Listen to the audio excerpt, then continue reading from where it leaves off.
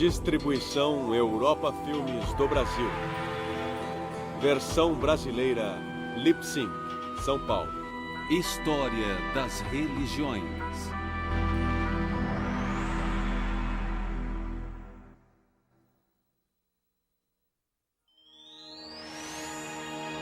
Religiões nativas da América.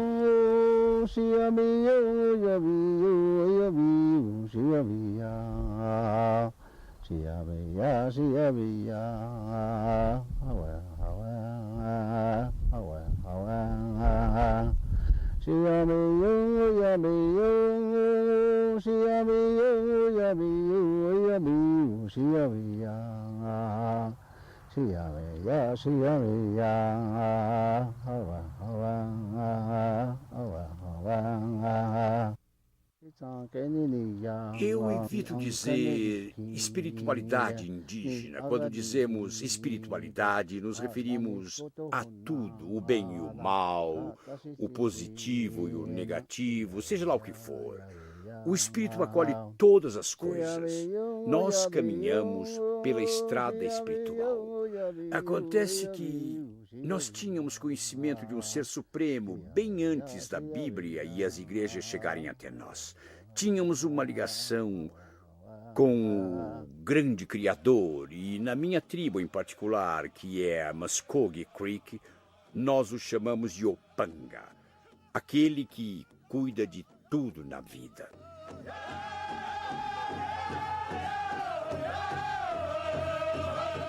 O nordeste da Sibéria há muito é uma terra desolada, onde caçadores, pescadores e colhedores lutavam para extrair sua subsistência da escassez. Há cerca de 30 ou 40 mil anos, alguns siberianos resolveram procurar uma vida mais próspera e atravessaram o congelado estreito de Bering até o hemisfério ocidental. Aqueles que ficaram para trás tornaram-se os povos da Mongólia. Aqueles que imigraram tornaram-se os primeiros nativo-americanos. Um dia ele me perguntou: Paris, como seu povo chama o elefante? Então eu disse a ele: Yuakoma Pasnik, Deus de nariz comprido. Aí ele disse: como chamam o leão? Pata riscumbi, bicho de peito peludo. Aí ele disse: como chamam o tigre? Puxe Montana, gato selvagem. Aí ele disse: como chamam o macaco? Instinish. Uma delas me fez pensar e ele disse: sabe de uma coisa? Ele chamava de mamute. Acho que mastodonte era o outro nome que ele dava. Ele disse: neste lugar, há algum tempo, desenterraram os ossos. Encontraram os ossos dele em algum lugar, na escavação, e disseram que ele já estava morto há 10 mil anos. Quando ele morreu, quer dizer, ele já havia morrido há 10 mil anos. Se vocês têm um nome para ele... Ele disse: é porque vocês já estavam por aqui, já que o chamavam de Deus de nariz comprido. E ele deve ter existido por 10 mil anos antes de se tornar extinto. Então vocês devem estar por aqui há pelo menos 20 mil anos. Isso acabou iluminando minha mente. Foi interessante descobrir isso sobre nós, índios. Como outros povos que viviam no norte, os povos pré-mongóis tinham se adaptado bem a seu ambiente gélido e desértico. Junto a outros povos do norte da Ásia e da Europa, eles desenvolveram o que estudiosos chamam de cultura circumpolar. Essas culturas circumpolares compartilhavam crenças religiosas que supriam carências espirituais associadas à sua vida de privações. O mundo deles era miraculoso, cheio de espíritos sobrenaturais que controlavam uma realidade natural ameaçadora. Ao contrário da maioria das religiões europeias, a religião circumpolar era uma realidade vivenciada que ia além dos sentidos, com rituais e mitos narrativos próprios. Depois que os povos siberianos antigos chegaram ao Alasca, eles se dirigiram ao sul e leste por passagens degeladas ao longo de milhares de anos.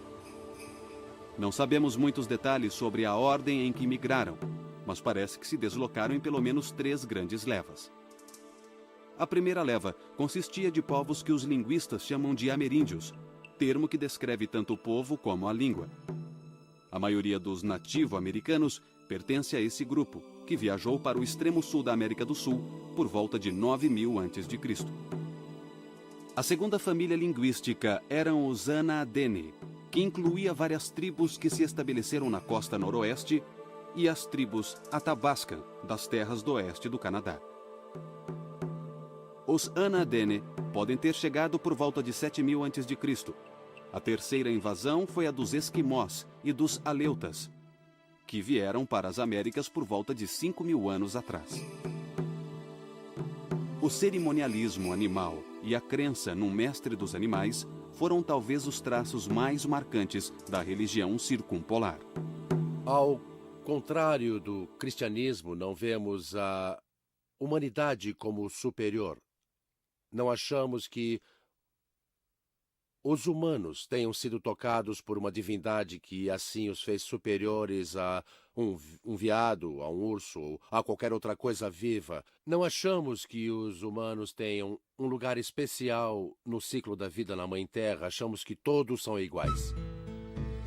Mas também havia cultos localizados, dedicados a um lugar sagrado. Outros cultos se dedicavam a um determinado conceito da ordem cósmica.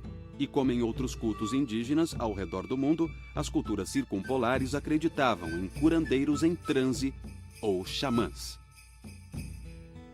O curandeiro ou curandeira entende de música. Ele entende de filosofia, de arte, de história e de religião. Se um desses conhecimentos for excluído, os outros não farão sentido. Os curandeiros eram bem mais comuns que curandeiras e acreditava-se que eles recebiam suas bênçãos de um ou de vários espíritos conhecidos por suas diversas capacidades sobrenaturais. Xamã é uma palavra tungúzia, que significa curandeiro inspirado. Ele é um visionário em transe, cujo papel é mediar as relações entre seu grupo social e os poderes sobrenaturais. Geralmente, o xamã envia a própria alma ou o próprio espírito guardião para recuperar a alma de um enfermo do reino dos mortos. O xamã usa suas técnicas espirituais para expulsar doenças que eles acreditam serem causadas por espíritos malignos. Na maioria das doenças e dos ferimentos, o xamã tentava expulsar o espírito maligno dançando freneticamente até entrar em transe, às vezes sacudindo o chamado cajado do demônio ao dançar. Uma dessas danças de cura mais interessantes incluía um boneco esculpido em forma de gente, por vezes vestido em pele de caribu. O boneco era animado. Acreditava-se que ele ganhava vida e corria solto enquanto as pessoas dormiam. Meu pai e meu avô, talvez 2 ou 4 gerações, vieram assim. Se você é criado por um curandeiro, teve o meu avô e teve o meu pai. Os dois eram curandeiros. A minha mãe e o meu avô queriam que eu fosse um curandeiro quando crescesse. Por isso falaram sobre isso, se reuniram e me escolheram. Pelo que o meu avô dizia, os curandeiros são pessoas muito especiais. Do contrário, qualquer um poderia ser curandeiro. Mas hoje é diferente, então você sabe disso. As canções que entoamos contam histórias. Algumas, aquela que eu cantei há pouco era uma oração, uma prece. Mas uma canção de fundo social é diferente. Por exemplo, um jovem com uns 10 anos de idade começa a sonhar sobre coisas que curam. Ele ouve cantos e conta para todos. Quando isso acontece, peço que ele não conte a ninguém, só a mim. Assim eu ensino, sabe? Eu dou conselhos a ele. Ele vai aprender vários cantos diferentes e o Deus vai dizer a ele que tipo de cantos ele deve entoar. Se for um canto de horror, ele diz. Se for de choro, ele diz, mas ele não pode contar a ninguém. Aí no futuro, dali uns 6 meses ou um ano, ele vai sonhar que pode sair pelo mundo cantando. E aí pode ficar com os cantos. Mas se sonhar com um canto e contar a alguém no dia seguinte, aquele sonho vai desaparecer e não volta mais. Os xamãs Athabascan compartilhavam muitos, mas não todos, os conceitos de outros povos circumpolares. Os Tanaina, por exemplo, acreditavam num deus superior que vivia na estrela polar e vagava pelo céu. Em tempos de penúria, os Tanainas levantavam o braço direito e faziam um apelo ao Deus superior pedindo comida ou outras coisas. Eles acreditavam que na hora da morte, o sopro de vida da pessoa elevava-se ao céu e que a sombra de seu espírito ficava aqui por um tempo, antes de desaparecer nos subterrâneos da terra. Este conceito de 2 almas num só corpo era comum entre as tribos americanas e do norte da Eurásia. A religião algonquina, da região leste da América do Norte, tinha muitas características das religiões circumpolares do Ártico europeu e asiático. Em todas essas tradições religiosas, havia uma forte crença num Deus superior, em deuses atmosféricos e nos mestres da caça. Tinham ideias semelhantes sobre a vida após a morte e a estrutura deste mundo. Os algonquinos acreditavam num poderoso ser supremo, cercado por deuses do trovão, normalmente representados por pássaros do trovão. Também havia deuses dos ventos. Os algonquinos cultuavam a Mãe Terra e tinham uma concepção clara de sua jornada ao mundo dos mortos. O totemismo surgiu na América em quase todos os grupos tribais que eram divididos em subdivisões ou clãs. Cada clã tinha seu próprio símbolo ou guardião animal, como o veado. Os Ojibwas acreditavam que o animal do clã também podia ser o espírito guardião de uma pessoa, revelado a ela por meio de um sonho ou visão. Assim, o animal do clã indicaria as coordenadas para a caça. O mestre da vida, supervisor do homem e de seus atos, era conhecido pelos Ojibwas como Kiti Manitou, que significa grande Manitou ou grande espírito. A palavra Manitou representa tudo o que é sobrenatural ou espiritual. Os Creeks, outra tribo algonquina, chamavam seu deus superior simplesmente de Manitou. Por vezes, ele também se confundia com o mestre da caça, o espírito Caribou. Como várias outras tribos nativo-americanas, os Ojibwas idolatravam a Mãe Terra. Ela supostamente residia em árvores, arbustos e pedras. Ela era uma importante força espiritual e recebia oferendas de tabaco. Seu dom de curar e fazer a vegetação crescer era reconhecido por toda a América. Havia certos conceitos sobre o universo em que vivemos, como mantemos nosso bem-estar, qual é a nossa relação com as coisas que estão por aí, como o céu, as plantas, os insetos. Havia ensinamentos específicos que ainda existem atualmente. Eles ainda são muito úteis para nós, ainda podem nos guiar. Esses conceitos eram ligados a conceitos de saúde. E os conceitos de saúde eram ligados a conceitos de comportamento, coisas que devemos fazer por nós mesmos para manter a nossa saúde física ou a nossa saúde mental. E esses conceitos eram ligados a conceitos cerimoniais ou rituais. Então, tudo isso era interligado assim. Os Mideioins erguiam cabanas cerimoniais que tinham a intenção de copiar simbolicamente o universo. Entre os rituais mais importantes estavam os ritos de iniciação, pelos quais os candidatos tinham que passar para ganhar status de curandeiros. Eles aprendiam os conhecimentos da tribo estudando botânica, mitos de criação, exigências cerimoniais e assim por diante. Depois desse curso, o candidato era submetido a um ritual de morte e ressuscitação. Um sacerdote enfiava figurativamente uma concha branca no corpo do candidato, tocando-o com um sachê medicinal. O candidato fingia morrer, e neste estado ele tinha uma visão que supostamente lhe concedia poder e um canto sagrado. Este era o canto de oração. Você viajava a qualquer lugar. E o Supremo o abençoava e o protegia aonde quer que você fosse. Os primeiros Ojibwas e seus vizinhos algonquinos acreditavam na vida após a morte. Os mortos alcançavam o pós-vida seguindo um caminho até um rio e atravessando o rio sobre um tronco escorregadio.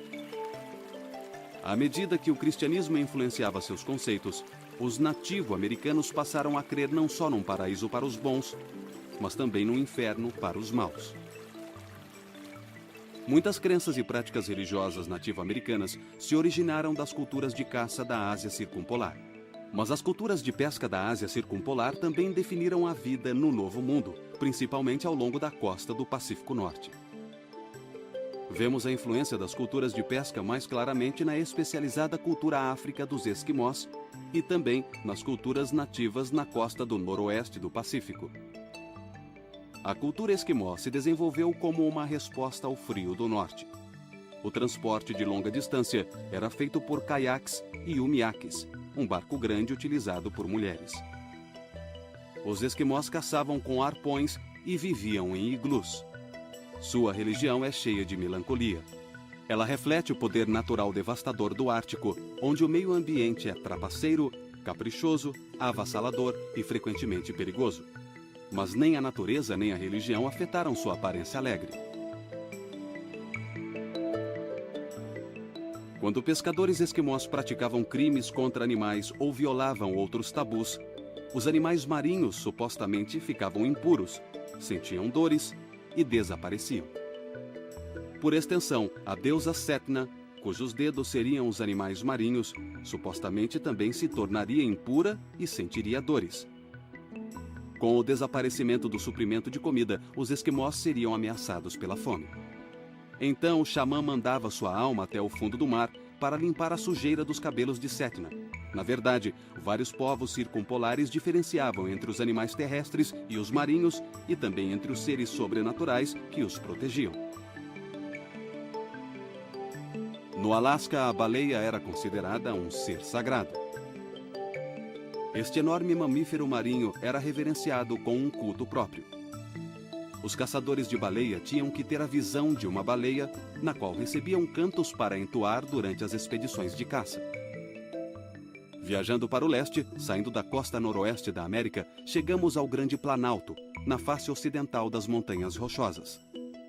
Aqui, a cultura da pesca se fundiu às culturas da caça e da coleta de sementes. Nesta cultura combinada, havia dois rituais interessantes. O primeiro era a cerimônia do salmão, e o segundo era a busca da visão que daria o poder. Era um rito da puberdade, executado tipicamente por rapazes a fim de iniciar sua comunicação com o mundo espiritual. Às vezes, os rituais de busca da visão duravam anos. Uma versão especialmente intensa podia incluir visões induzidas por jejum, oração e outros meios. Estes e outros rituais semelhantes persistiam até que o rapaz sonhasse com algum animal ou pássaro. Este animal ou pássaro seria designado a ele como seu espírito guardião, a quem ele poderia orar. Então o rapaz pintava o rosto com desenhos que simbolizavam o espírito guardião visto no sonho. Guardava-se parte da pele do animal guardião num saco, feito com a pele de outro animal guardião. A busca da visão não... O espírito, na verdade, já estava presente. Eles tomam consciência dele na busca da visão. Eles tomam consciência de que certas forças estão por perto. Não é necessariamente procurar uma aparição como um fantasma ou um espírito. É uma ligação, uma comunicação com os poderes superiores e com a sabedoria superior. E como eles concedem certas coisas a você. Como o padrinho de um certo rapaz Em busca da visão, é minha função interpretar tudo isso para ele. Ele veio preparado, a tribo documenta tudo, então ele trouxe cadernos. Quando ele voltou, tinha tudo documentado. Mas ele ficava sempre repetindo uma coisa. Por mais que ele tentasse não ver, aquilo não saía da sua frente no local designado para sua busca da visão, uma folhinha de grama. Ele olhava para cima e acho que estava procurando uma grande visão em algum lugar. Mas ele sempre voltava para aquela folha de grama.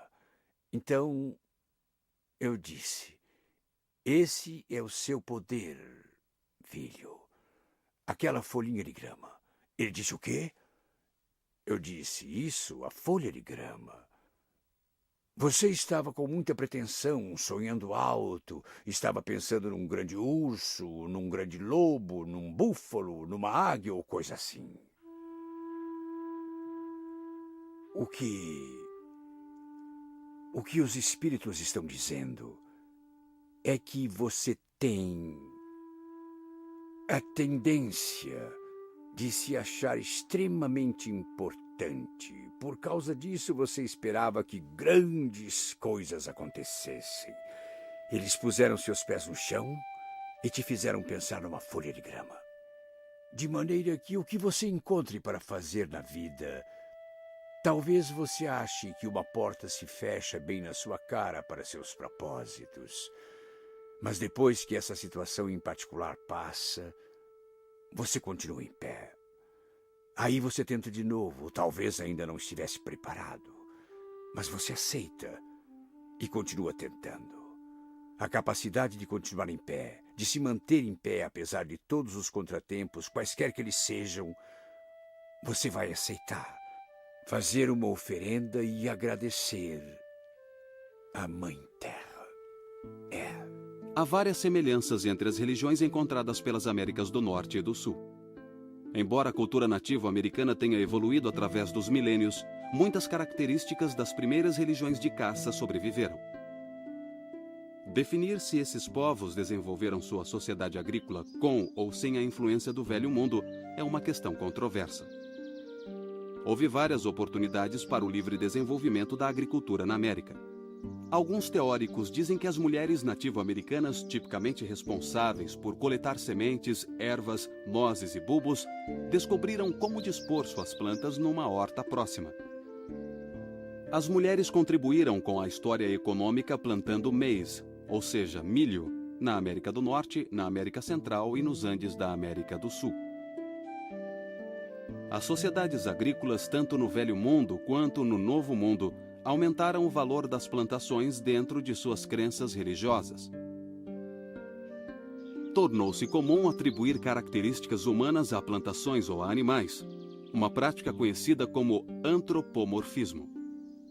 Assim como as culturas de caça faziam ritos e banquetes para dar graças e celebrar uma boa caça, os agricultores também passaram a praticar ritos de fertilidade.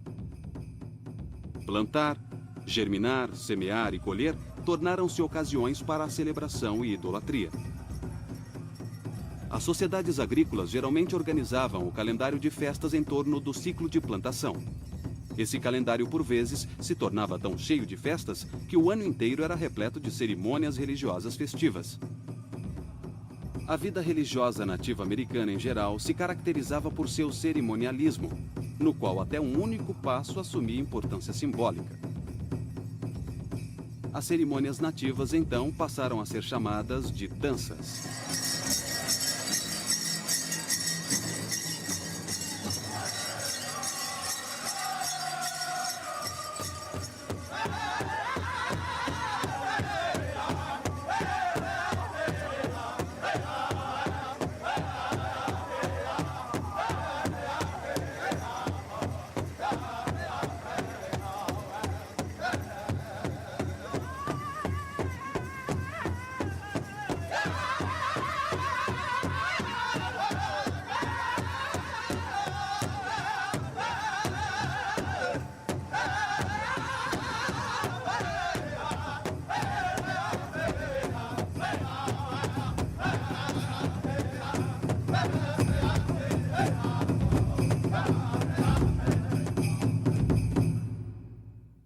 Os nativos norte-americanos, conhecidos como iroqueses, formavam uma confederação com as tribos líderes da região nordeste da América do Norte.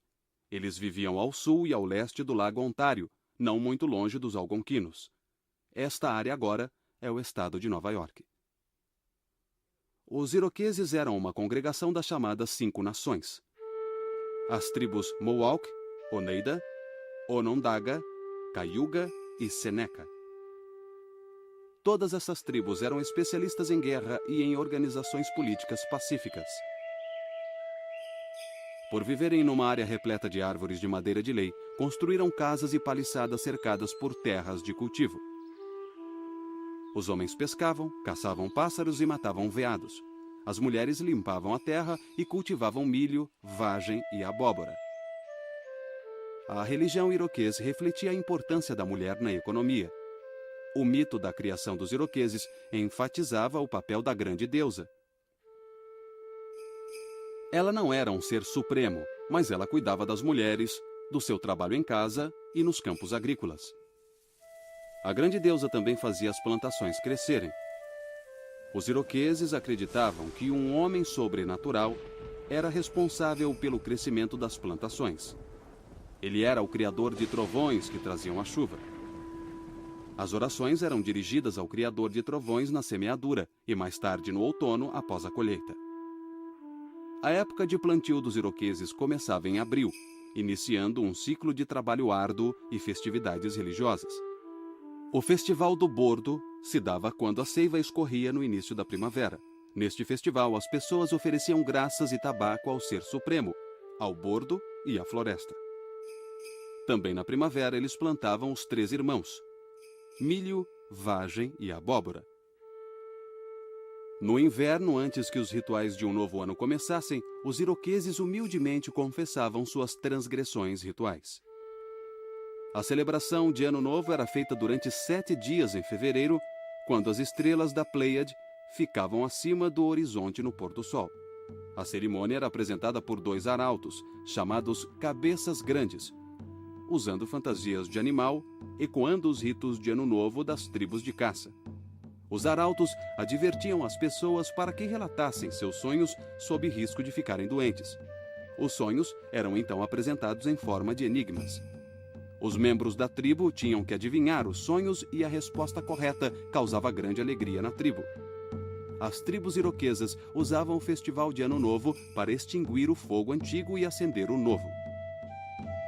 Embora os iroqueses fossem um povo predominantemente agrícola, havia vários espíritos intimamente ligados à caça e às extensas florestas que os cercavam. Muitos deles eram vistos em visões. Pequenas pessoas invisíveis das florestas supostamente tomavam conta dos iroqueses e, com seus pequenos arcos e flechas, acertariam qualquer caça que desejassem. Os iroqueses também acreditavam em outros espíritos da floresta, chamados de rostos falsos, que possuíam rostos contorcidos, mas nenhum corpo. Esses espíritos eram tão assustadores que quem olhasse para eles ficaria paralisado e poderia morrer. A sociedade de rostos falsos iroqueses era composta daqueles que tinham sonhado com os rostos falsos durante uma doença. A sociedade os curava espalhando cinzas quentes sobre seus corpos. Após a recuperação, o paciente juntava-se à sociedade, usando uma máscara de madeira para retratar o espírito de um determinado rosto falso. Vemos uma evolução gradual a partir da época dos primeiros cultivos de abóboras, por volta de 7.000 a.C., até o cultivo do milho, que começou entre 5.000 e 2.500 a.C. A tradição cultural mesoamericana evoluiu então gradualmente para a primeira cultura avançada, ou alta cultura, formada por volta de 2.000 anos antes de Cristo. As aldeias começaram a ser absorvidas por unidades territoriais maiores. Capitais emergiram. Centros cerimoniais floresceram. Primeiro, houve pirâmides de topo achatado, depois pirâmides com templos e palácios. As figuras de argila simbolizavam deusas da fertilidade e deuses da chuva. O deus serpente de plumas aparecia em obras de arte. Podemos chamar essa era de período pré-clássico, que transcorreu de 1000 a.C. até 200 depois de Cristo. Exemplos desse estágio pré-clássico do desenvolvimento mesoamericano podem ser vistos nas culturas Pueblo do sudoeste e nas culturas do Vale do Mississippi. A seguir veio a Era Clássica Mesoamericana, que durou de 200 depois de Cristo até 900 depois de Cristo. A religião maia, presente no que é hoje o sul do México e a Guatemala, foi um exemplo primoroso de uma cultura mesoamericana clássica. Uma divindade maia muito poderosa era o destrutivo deus da morte. Esse deus era retratado tendo um crânio por rosto e um esqueleto a brotar do seu corpo decomposto. Com seu bando de demônios, o deus da morte morava no nono ou mais profundo submundo. Seu reino era de fome, frio e sofrimento, o destino das pessoas más após a morte. As boas pessoas, por outro lado, reuniam-se num paraíso celestial. Entre elas havia guerreiros que tinham morrido em batalha, mulheres mortas no parto e aqueles que cometeram suicídio. Muitas mentes doentias tiravam as próprias vidas indo para essa terra maravilhosa. O culto ficava inteiramente sob o cuidado dos sacerdotes. Suas oferendas incluíam animais, legumes, flores e penas do belo pássaro Quetzal. Quando as guerras começaram a afligir a nação maia, seres humanos também foram sacrificados. Por volta de 1325 d.C., o reino azteca foi estabelecido no Vale do México, e isso marcou o início do período pós-clássico. Os sacerdotes aztecas reconheciam um tipo de deus superior, mas entre os deuses populares não havia nenhum ser supremo. O ser supremo, portanto, permanecia uma vaga entidade e várias divindades populares lutavam por esse papel. Um ser supremo em potencial era o deus tribal Huitzilopochtli, que teria protegido o povo durante a invasão do que hoje é a Cidade do México. Esse deus aparecia em visões como uma águia lutando com uma serpente, um aclamado tema mitológico que simbolizava o dualismo dos poderes superiores e inferiores. Huitzilopochtli também era deus do sol e dos guerreiros. Mas também havia outros deuses do sol. Quando os astecas conquistaram o Planalto Central do México, eles se apropriaram dos deuses da região, inclusive Quetzalcóatl, um deus trajando um manto das penas do pássaro Quetzal.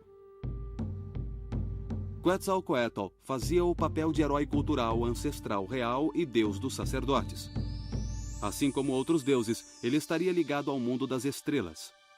Ele era Vênus, a estrela Vésper que reaparece como estrela da manhã. A maioria dos deuses astecas era de deuses da fertilidade. A grande mãe Terra era a mãe dos deuses e dos seres humanos. Ela era parcialmente representada por uma serpente e devorava toda a sujeira causada pelos pecados humanos quando confessados a ela. Também havia Tlaloc, o principal deus da agricultura e também da chuva, responsável por reunir as nuvens. Durante as secas, os astecas sacrificavam crianças para agradá-lo. Um deus asteca da vegetação era chamado o Esfolado. O corpo dele era coberto com a pele de uma pessoa sacrificada, representando a nova camada de vegetação na primavera. Para os conquistadores espanhóis, os sacerdotes astecas eram sujeitos sujos e repulsivos, que fediam ao sangue sacrificado que manchava seus corpos. Suas orelhas eram constantemente perfuradas para extrair o sangue que ofereciam aos deuses. O lugar de culto mais impressionante era o grande templo que hoje fica na Cidade do México e era dedicado a Huitzilopochtli e Tlaloc. Durante a inauguração do grande templo em 1487, foram sacrificados nada menos que 20.000 prisioneiros de guerra. Quando os espanhóis e os índios ainda estavam em paz, o rei asteca, Montezuma, mostrou o templo ao líder espanhol, Hernán Cortés. O rei em pessoa tinha sacrificado prisioneiros naquela mesma manhã. Ele disse que se sentiu elevado após cometer o ato. Ele explicou a Cortés que se os sacrifícios humanos parassem, a ordem do mundo asteca entraria em colapso. As crenças astecas sobre os mortos eram semelhantes às dos maias. Nas altas culturas da América Central, acreditava-se que o status social e o tipo de morte influenciavam o destino da pessoa no pós-vida. Portanto, as pessoas boas eram aquelas que levavam uma vida socialmente aceitável. A cultura Pueblo devia sua formação às influências prévias da cultura pré-clássica em geral do México. Os índios do Sudoeste, por volta de 2000 a.C., começaram a passar de coletores de sementes a agricultores. Suas casas de adobe, chamadas pueblos, tinham vários andares construídos sobre múltiplos terraços. Eles plantavam hortas nas margens dos rios para obter uma boa irrigação. Muitas preces e rituais focalizavam a necessidade de chuva e de umidade no seu ambiente desértico. Da mesma forma que na alta cultura mexicana, a agricultura pueblo era basicamente uma função masculina, embora as mulheres ajudassem a plantar milho, abobrinha, vagem, abóbora e tabaco. Embora a caça e a coleta tenham sido muito importantes para a economia pueblo, os produtos agrícolas eram sua principal fonte de alimento. Os pueblos podem ter sido a cultura mais secreta da América do Norte, mas os nativo-americanos em geral nunca aceitaram forasteiros em seus rituais religiosos. Eles acreditavam que o mistério sagrado evapora se exposto a forasteiros que não o compreendem. Os povos Pueblo do leste e do oeste seguiram diferentes padrões de política social. No oeste, os povos Zuni e Hopi eram divididos entre clãs que eram matrilineares, com relações ancestrais que seguiam a linhagem da mãe. As casas e os milharais eram propriedade das mulheres. Por outro lado, os pueblos do Rio Grande, no leste, dividiam suas aldeias em lotes patrilineares. Essas tribos então se dividiam em partes praticamente iguais, cada uma com ascendência paternal.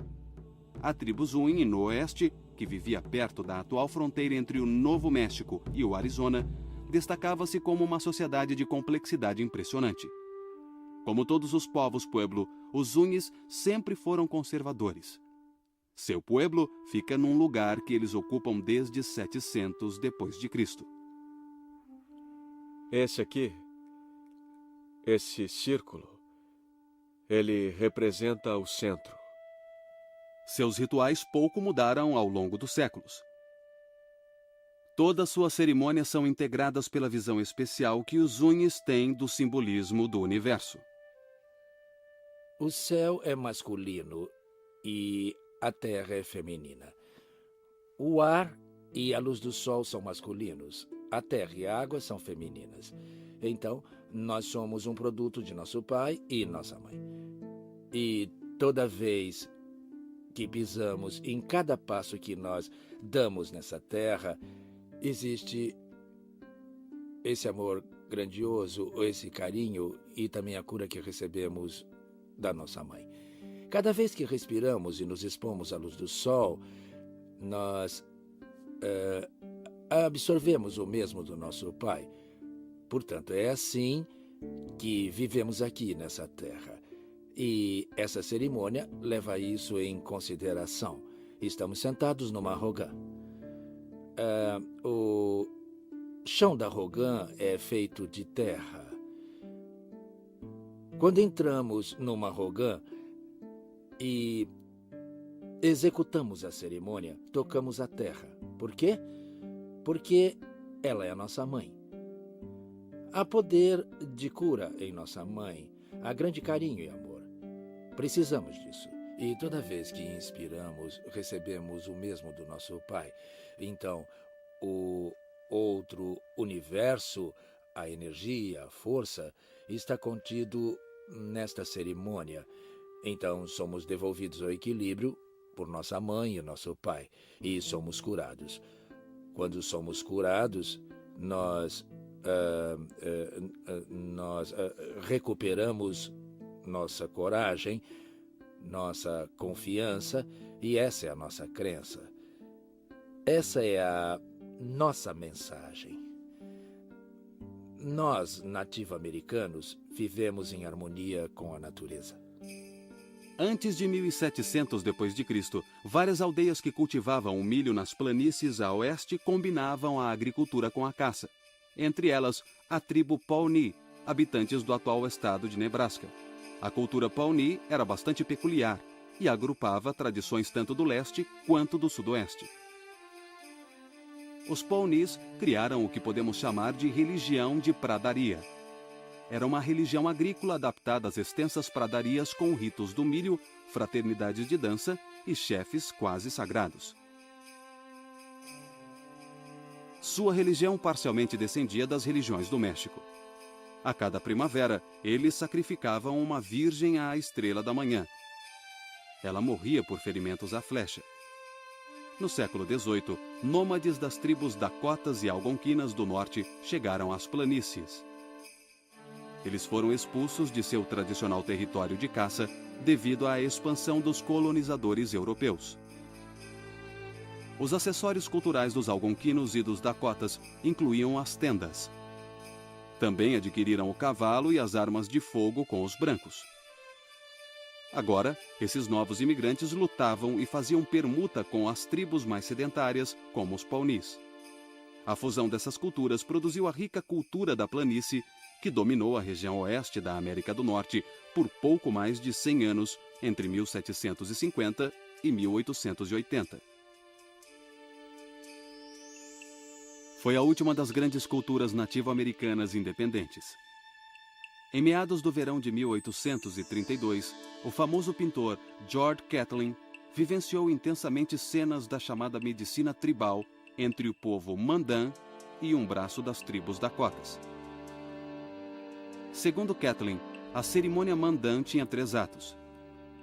Primeiro havia um ritual que celebrava o desaparecimento da grande inundação, que para os Mandans era o começo da existência humana. Depois, a dança do touro, para pedir búfalos para a caça. E, por fim, os jovens da tribo eram convidados a se tornar homens e guerreiros. Catlin descreveu como os adolescentes Mandans se fortaleciam pela tortura no quarto e último dia do rito, quando já estavam enfraquecidos por falta de comida, bebida e sono. Em 4 dias de dança do sol, aprendíamos que você está ali para se sacrificar, para ter entendimento sobre o ciclo da vida. Então ficávamos ali durante 4 dias e sacrificávamos a única coisa importante para nós, ou seja, o nosso sangue, o nosso suor, e éramos privados dos prazeres mundanos durante aqueles 8 dias. Nós não considerávamos uma tortura. A tortura é o que se faz ao inimigo. Hoje, quase na virada do século XXI, a dança do sol ainda é praticada pelos índios da planície nas reservas. Eles jejuam durante 3 ou 4 dias. E também dançam, oram e recebem bênçãos dos curandeiros da tribo. A prática religiosa nativa-americana mudou muito nos tempos modernos.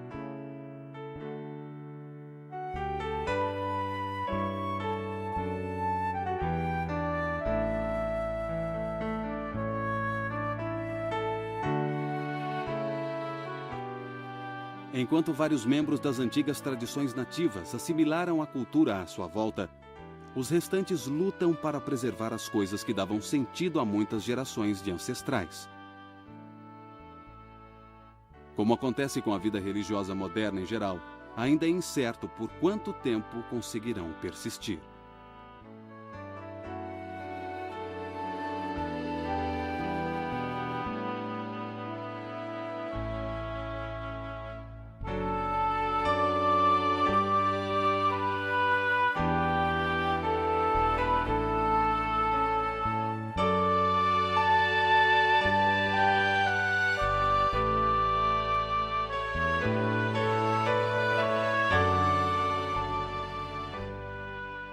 O mundo precisa respeitar a filosofia dos povos naturais, seja dos índios, africanos, asiáticos ou dos europeus.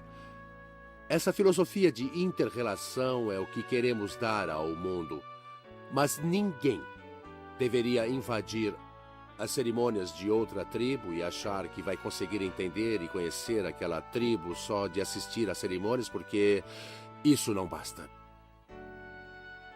até mesmo nos dias de hoje, esses ensinamentos continuam vivos e ainda são valiosos para nós. Infelizmente, muitos que fazem parte do nosso povo acham que precisam escolher. Escolher entre os conceitos mais antigos e os mais recentes. E quanto a mim, eu escolhi o caminho mais antigo. Ona